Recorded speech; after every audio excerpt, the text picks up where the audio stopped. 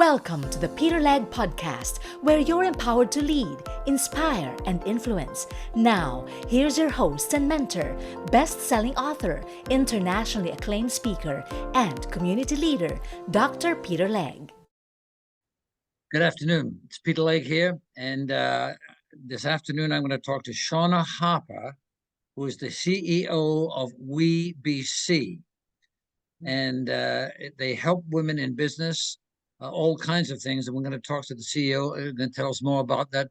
Shauna, welcome. Good to have you here. Thank you for having me, Peter. I should have asked you, whereabouts are you located in BC right now?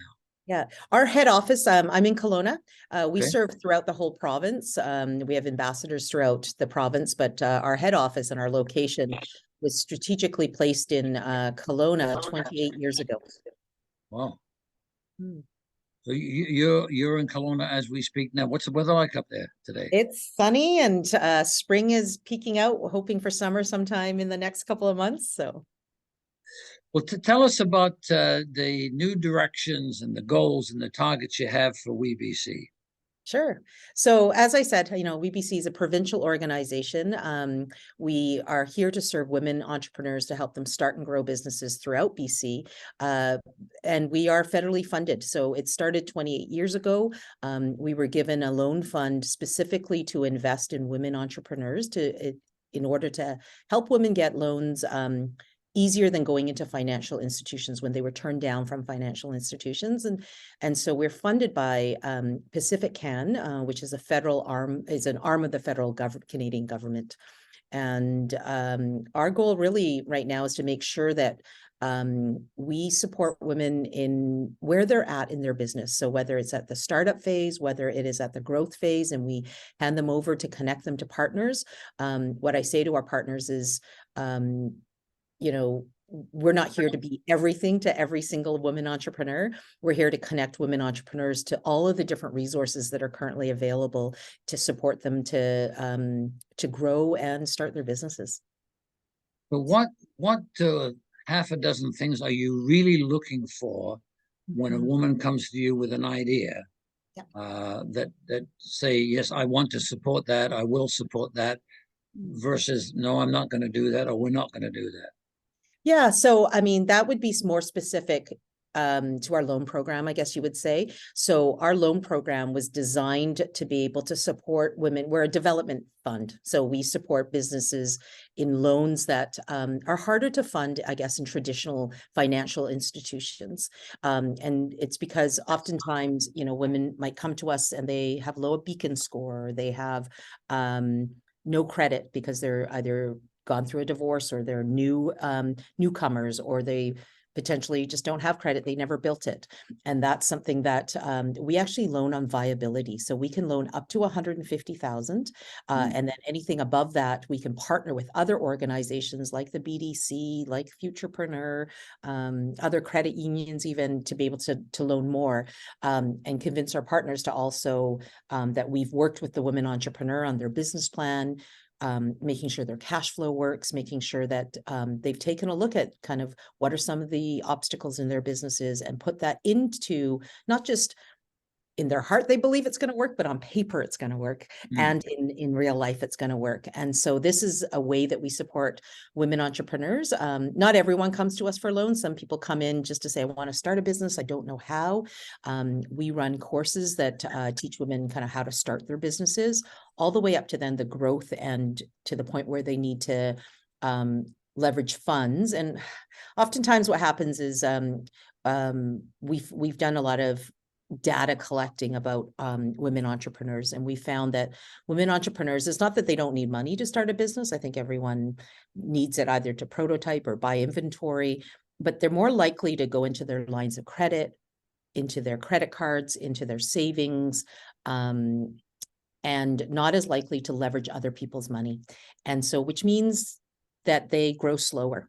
And so having a development loan fund, we're able to teach women, how do you go to an institution, or how do you present your business to show that it is viable, not just in your heart, but on paper.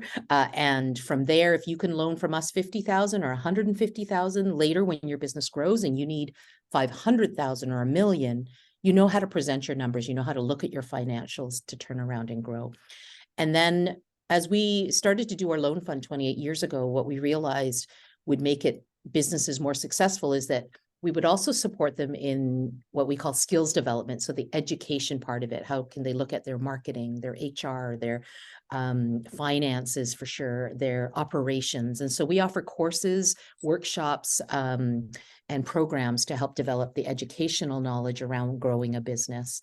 And then the part I think I'm most passionate about, we just celebrated our 15 year, is our mentorship program. And that's connecting our women entrepreneurs that come to us with other women entrepreneur volunteers that have have grown their business. So. Have you been with the organization for 15 years? I haven't. No, I've been with it 15 years as a volunteer, as an entrepreneur. I'm one of the stories, I guess you would say. And then a year ago, I stepped into the CEO position when the opportunity came up, because I'm so passionate about supporting women entrepreneurs. But I am one of the entrepreneurs that WeBC has supported. So I've been an entrepreneur for 22 years. 13 years ago, I moved up to the north from Vancouver to Prince George. And I didn't really have a community around there. And I reached out to what we used to be called Women's Enterprise and offered to volunteer as a one-on-one mentor. I have since developed my leadership voice more, but back then I was, I guess, more shy, but less confident, really. And I took a mentorship program through WeBC called Taking the Stage. And I developed my leadership voice, my presence on stage, and gained the confidence to then lead peer mentoring groups, which helped me also grow my business, which at the time was a communications business. And over the years, I continued to volunteer with WeBC. I then got some contracts from them as a facilitator to lead other workshops around economic development and how women could contribute to the economy if we made sure there was gender equity and there was conversations around how can we get more women on boards, more women in owning businesses, more women in contributing to the BC economy. And so through there, my business kind of transferred a bit because I developed my voice. I was no longer just doing communications for companies. I focused specifically on I would call it, I guess, into, I'm trying to think of the word, nonprofits and more making a difference. Like I worked with nonprofits specifically because I have this, sense in me that wants to contribute to more than just the bottom line, but also to the greater social good. And I felt that supporting nonprofits was a way to do this. And so my business transferred to helping with communications and marketing and operations in nonprofits. So I gained a lot of skills that way. And WeBC really was a big part of that. And I say this to our staff all the time, that when we look at our numbers, it isn't just about you help one business, you help one person, or you help one person, you help one business. Oftentimes when we help one person, we help their business, but it can ripple into so much more. I volunteered to then mentor groups of 8 women, to mentoring one-on-one, to then organically mentoring people that weren't a part of the program, and continued to contribute in ways that were so much bigger than just my single business. So, has there been a business come to you or business idea come to you that you were skeptical of, but you went ahead with it anyway, and at the end of the day you were so pleased you went ahead with it? It's not so much, like I would say, skeptical, but more when other financial institutions won't necessarily invest in them, and for us to take a look at how can we make sure the business is viable. And so, for example, if it's, businesses have hard time getting funding, especially if they don't have that first year track record. And so if you went to a regular financial institution, the banks would be like, you don't have any track record and you don't have enough invested in it, not enough equity in the business. And so what we do is we turn around and say to the business, okay, you need some equity in your business to get more than the 50,000 that we give when you don't have any equity. We will loan this to you because we want to get you, your business is viable. There's the place that you're going to open up the restaurant, let's say, there's a lot of traffic, or the place that you're going to open the bakery, there's a lot of traffic. We've worked out kind of the expenses that you have, how many you need to sell, what you need to market. This business is viable. there's a market for it. And we've done it too, especially with, there's a lot of specialty, especially in the Lower Mainland, like gluten-free bakeries or special vegan type bakeries that might have a hard time getting funding initially from financial institutions. And so those ones, it's not so much that we're skeptical. We feel like we're taking a calculated risk. And our repayment rate shows it. Our repayment rate is 96%. We have a very, very low default rate in our loans, because we're not just investing in the single entrepreneur, we're connecting them to a community of women that can also support them. So if the business should not, for example, fruit to what we believe, they have a community that helps them think, how can we pivot? So maybe this type of product didn't work, but you still have the storefront. What can you pivot to so that you're still able to pay off the loan and still have a successful business? And so I think I wouldn't say necessarily skeptical and we take a giant leap into the unknown and then hope it works and cross our fingers, close our eyes. It's a calculated risk. You know, our business advisors are skilled in working with the businesses to make sure that they've thought of all the different angles. You know, if you're a solopreneur, you've opened up a business, what happens if you're sick? What happens if your kids are sick? Who's going to step in? Those are the types of things that we help businesses think through, because our advisors have that experience of certain loans that might have defaulted because of that reason. So we don't like to use the word skeptical in loaning government money, but yeah. You got to be cautious, but you want to be entrepreneurial about it, right? Absolutely. And I think that's the piece that when you look at the different, you know, especially over COVID, the pandemic, we had entrepreneurs come to us. There's one local business here, Rustic Reel, and she opened a brewery just when the pandemic started. And so one of the incredible things about entrepreneurs, and I think you would know this yourself with your history in business as well, is you have to be able to move with the times and pivot and change things. And so she opened up a brewery and had to then include food and had to then include takeout and then all of these other pieces where when you have the fire under your feet, having the community around you to help you brainstorm ideas and be like, is this a crazy idea to think that, you know, I wanted to do a brewery, but now I'm going to have to do food as well. I didn't want to do restaurant. How do I do that? Well, let's connect you to some restaurant owners so that you can try to pivot your idea to be able to support you through these next couple of months. Now, Rustic Reel isn't just a brewery. They are a brewery and a restaurant. And she's continuously been able to reinvent herself and have new streams of income to be able to sustain herself because the pandemic forced her to really change the idea that she had initially, which was, I'm just going to open a brewery. I want to, you know, brew beer. I'm going to get it into liquor stores. I'm going to get it into restaurants. That's all I'm going to do. And now it's a full restaurant she owns. So. You must have a million and one ideas of people coming to you with their ideas.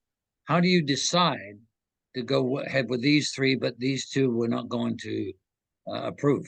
Yeah. So, I find that ideas are, especially if you've been in the startup space or the entrepreneurial ecosystem, you'll see that there's so many ideas, but it's often the entrepreneur you're also investing in, and how they manage to frame that idea and their passion behind and their commitment and their dedication and their hard work.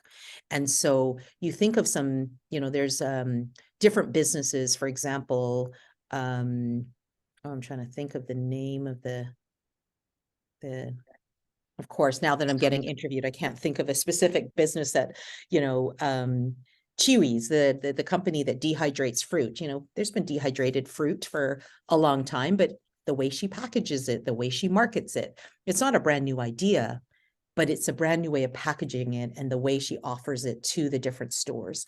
And so it isn't so much that there's only a few ideas. Once you get into the entrepreneurial space, you realize there's tons of ideas, but how it's executed and how it's planned. And then the momentum of the business is something that is a part of it as well, timing and being able to hire the right staff at the right time, get in front of, the larger Costco's and the other stores and all those other pieces. There's a bit of momentum, and some people call it the magic, but I really think it's kind of when opportunity meets preparation, that then fruits to, what looks like good luck, but really good luck in 15 years of business planning and ideas and pivoting and trying to get investors on board and all of those other pieces. So it sounds to me like nobody bats 100%, and I'm not critical of what you may have done that hasn't worked. yeah. But has there come a time when you're close to making a deal, you don't want to make this deal, you're not sure about it, but you do make it, and it's infinitely more successful than you ever dreamed it would be? Yeah, I think especially through the pandemic, people were cautious. There was the ones that were just trying to stay afloat because they already had their business. But I got to say, the ones that started their business during the pandemic, I was like, wow, the courage. Well, to strike when the world looked, a bit not as optimistic as it would be every single day. And so those types of businesses, there's definitely for them to invest in a time that everyone else was pulling back, to me was something that and then for them to turn around and be extremely successful because the timing of it. So for example, the companies that might have started the delivery of pharmaceutical, they called up the shoppers and said, people aren't allowed out of their homes, but I want to do delivery for seniors that can't get out of their homes, don't want to go out, and want to deliver the pharmaceutical prescriptions. And then, the way grocery delivery happened and how restaurants were able to get in their wholesale foods, and they packaged their goods then into make at home dinners, and they would shoot a video and put it onto Facebook, and then they would ship out these local packages that were dinners. Those are things that were substantially successful when it wasn't an idea before, and it would have been something that, some businesses did really well over the pandemic, and it wasn't anticipated. Definitely people suffered, a lot of the people in tourism, a lot of the people in different service businesses would have suffered. But there were also some really creative people that did really well. What opportunities are there out there for people that they could come to you at WeBC that you would look favorable on their application? I think for them to participate in, the beginning stages of our, we have a start your business information session that has them to make sure that their business is started and they've got, the right legal stuff in place, and their name is in place, and all those, and their idea has been a bit tested. Definitely testing their, not just with friends and family, but surveying people, doing what we call market analysis, how to do a bit of that research. And we have a lot of resources. If someone is listening to this and being like, well, what does she mean by surveying people? What does she mean by research or beta testing?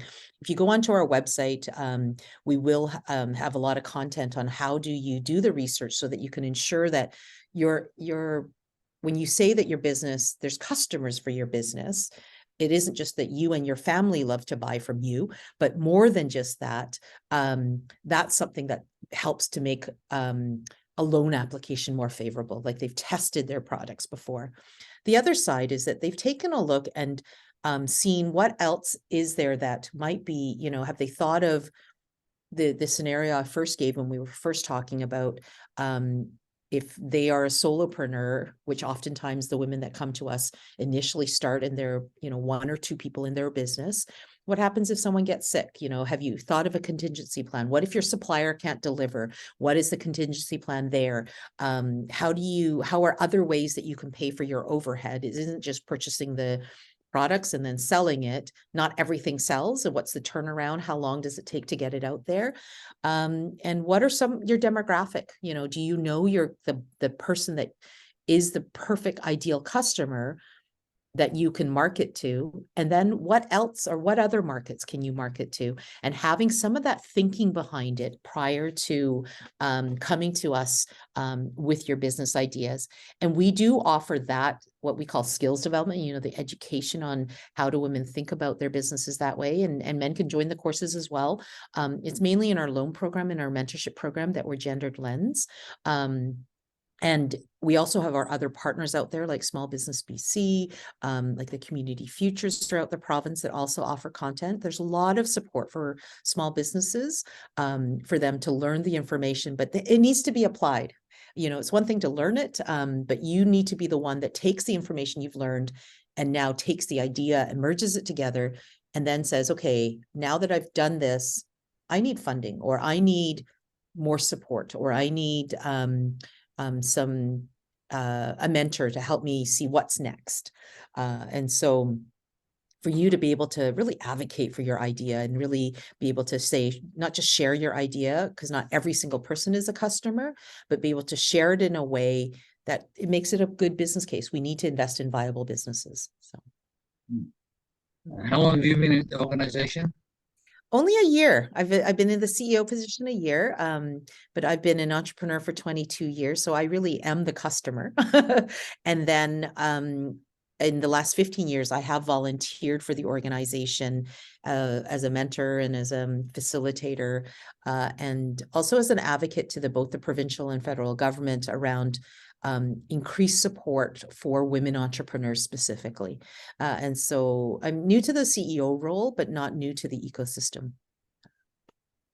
You have a latest program that is available. Yeah, so currently right now we have our Discovery program that is specifically for women that have tech-enabled businesses. So that could be you are a tech business, or you have a shopping cart business, or a online store.